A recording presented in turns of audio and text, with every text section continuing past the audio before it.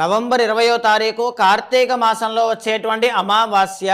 మనం బ్రతికేటువంటి యొక్క మానవ జీవితంలో మనం చేసుకున్నటువంటి పాపాలకి ప్రాయశ్చిత్తం చేసుకోవడానికి పరమాత్మ మనకిచ్చేటువంటి సదా అవకాశమే కార్తీక మాసంలో దీపాన్ని వెలిగించడం. ఏ రోజు మానకుండా కార్తీక మాసం అంతా నెల రోజులు ఏ మానవుడైతే దీపాన్ని వెలిగిస్తారో సర్వ పాపల నుంచి హరింపబడి ముక్తిని చేరుకుంటారు అని చెప్పి శాస్త్రం చెబుతోంది, కార్తీక పురాణం చెబుతోంది. అలా ఏ కారణం చేతనైనా ఆటంకం వచ్చినా, తెలుసో తెలియకో మీరు పెట్టలేకపోయినా ఈ మాటలు మీకు వినిపిస్తున్నాయంటే శివానుగ్రహం మీ మీద ఉన్నట్లే. కార్తీక అమావాస్య రోజున తప్పకుండా 33 దీపాలు ఇంట్లో కానీ శివాలయంలో కానీ మనసా వాచా కర్మణ స్వామిని తలుచుకుంటూ దీపాన్ని వెలిగించండి.